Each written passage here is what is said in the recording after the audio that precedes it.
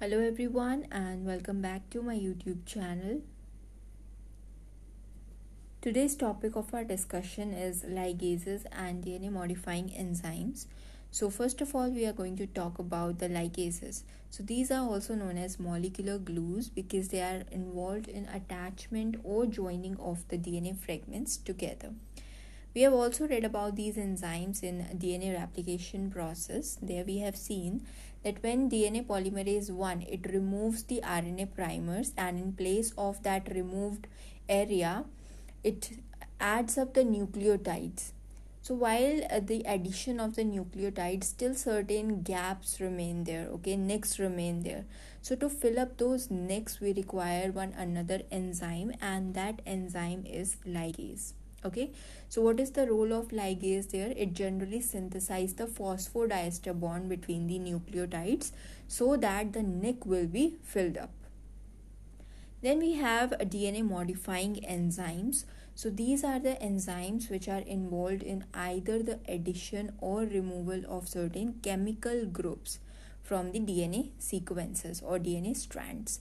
So that could be anything. The chemical groups could be anything, phosphate groups or OH groups, anything could be there. So it generally adds or removes those chemical groups from the DNA strands. Now one by one we are going to study about these enzymes in detail. So first of all we are going to go through the ligases.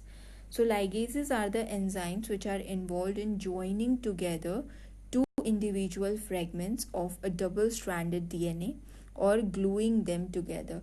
So it is working as a molecular glues, and it is going to attach or join individual DNA fragments together. Okay, it is also involved in repairing single-stranded breaks that occur during the process of replication. So it is also working in the repairing mechanisms. Okay, so whenever there is a break or a nick in between the single-stranded DNA strands, single-stranded DNA, so what it does basically, it repairs that single-stranded breaks. Then these DNA ligases join the DNA molecules together by synthesizing the phosphodiester bond. So it basically is involved in the synthesizing of the phosphodiester bonds between the nucleotides. That is how it is going to work. Okay, so here you can see, first of all, it is involved in repairing the single-stranded break. So if there is any break or nick in between the single-stranded DNA, so it can repair this by just forming the phosphodiester bond in between those nucleotides. Then it is also involved in joining of the two molecules together. So if we had two double-stranded DNA fragments, this enzyme can join those DNA fragments together. Okay, then we have DNA modifying enzymes. So these enzymes are involved in modification of the DNA molecules by addition or removal of specific chemical groups, and these are known as modifying enzymes. So we are going to discuss about different modifying enzymes. They could be of many types depending upon their functions. So first of all, we are going to discuss about the alkaline phosphatases. So these are the enzymes which are basically involved in the removal of the phosphate group from any molecule. It could be DNA, it could be protein, it could be anything. So if a removal of the phosphate group is taking place, it is because of this enzyme alkaline phosphatase. And because we are talking about the DNA sequences or DNA strands here, so we are going to focus on this only. So they are going to remove the phosphate group from the 5' terminus of the DNA molecule, and we can obtain these enzymes from various sources like from E. coli, from calf intestinal tissues, from Arctic shrimps. So it is important for you to learn these examples because direct questions could be asked from this section. Okay, so here you can see we have a 5' phosphate group present on the DNA strand, on both the strands basically. So when this fragment is being treated with the enzyme alkaline phosphatase, it removes the 5' phosphates. Okay, so this is what the role of alkaline phosphatase is. Then we have the polynucleotide kinases. These enzymes have totally opposite function to that of the phosphatases. This is actually is involved in the addition of the phosphate group onto the free 5 prime terminus of the DNA molecule. So it is going to add the phosphate group wherever it is needed. Okay, we can obtain these enzymes from E. coli, which is already infected with T4 phages. Then this enzyme is going to carry out two type of reactions. First of all, it is going to carry out the forward reaction and exchange reaction. So what happens in the forward reaction? In case of forward reaction in a DNA strand at the 5 prime terminus, the phosphate group is not present. Okay, generally the phosphate group is present at the 5 prime terminus, but when the phosphate group is not present, this enzyme directly adds the phosphate group to the 5 prime terminus of the DNA strand, and that to the gamma phosphate from the ATP, not the alpha one, only the gamma, then the beta, and then alpha. So in that sequence it is going to add the phosphate group to the DNA strand. So here you can see the polynucleotide kinase transfer the gamma phosphate from the ATP to 5 prime end of the DNA or RNA molecule, which actually lacks the 5 prime phosphate. Okay, so here you can see phosphate group is absent in this DNA strand. So when this DNA fragment is being treated with polynucleotide kinase, it will transfer the gamma phosphate from the ATP to the 5 prime terminus of the DNA strand. Okay.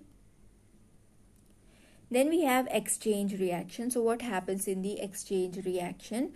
The polynucleotide having 5 prime phosphate is incubated with ATP. So when we talk about the exchange reaction, what happens? At the 5 prime terminus, the phosphate group is already present there. So first of all, this kinase is going to remove that particular phosphate group, or we can say just transfer the phosphate group. We cannot say remove, because removal is the function of phosphatase, not kinase. So it is going to transfer the phosphate group from this 5 prime terminus to the ADP. Okay, and convert this ADP to ATP. Then what happens again? When this phosphate group is not present at the 5 prime terminus, again when we treat this with polynucleotide kinase, it will transfer the gamma phosphate from this ATP to the 5 prime terminus of the DNA. So first of all, it is going to transfer the phosphate group from the 5 prime terminus to the ADP, and in the next reaction it is again going to transfer the phosphate group from ATP to the DNA sequence. Okay, so this is what the exchange reaction actually means. This is going to happen when we use this technique in RDT. We generally use this exchange reaction there. Okay, certain times we just need to remove the phosphate groups. Okay, and then we need to add that phosphate group again. We will going to discuss later on in detail about this exchange reaction, that when we can use these reactions in the RDT. Okay, so the polynucleotide having 5 prime phosphate is first of all incubated with ADP. Polynucleotide kinase first transfer the phosphate from the polynucleotide onto the ADP, forming ATP, leaving the polynucleotide dephosphorylated. Then the polynucleotide kinase carry out forward reaction and transfer the phosphate group from ATP to the target polynucleotide. So this is what happens in case of exchange reaction. Okay. The next modifying enzyme we are going to discuss about is the terminal deoxynucleotidal transferase. The basic role of this enzyme is to add one or more deoxyribonucleotide onto the 3 prime terminus of the DNA molecule.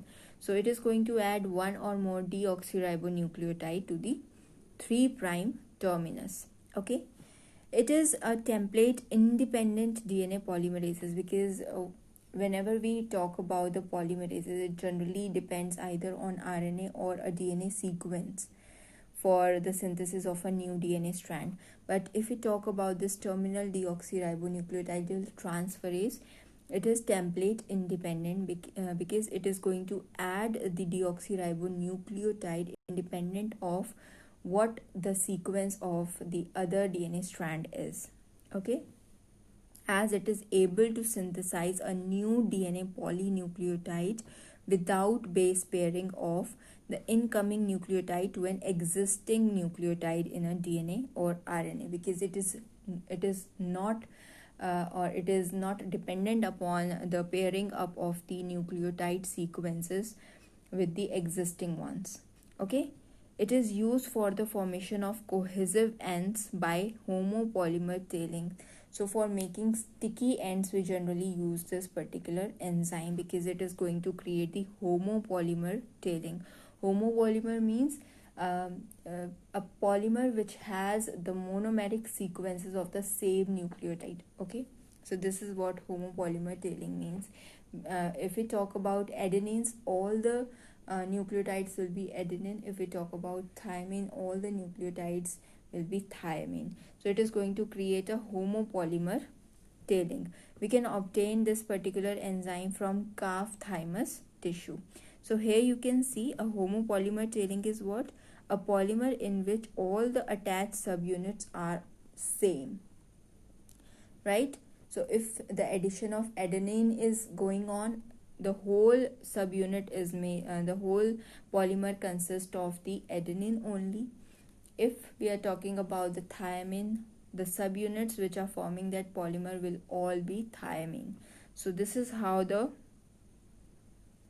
tailing is been formed, the homopolymer tailing. So for means the preparation of this homopolymer tailing, for preparing the sticky ends, for the formation of this cohesive ends, we generally require the terminal deoxyribonucleotide transferases.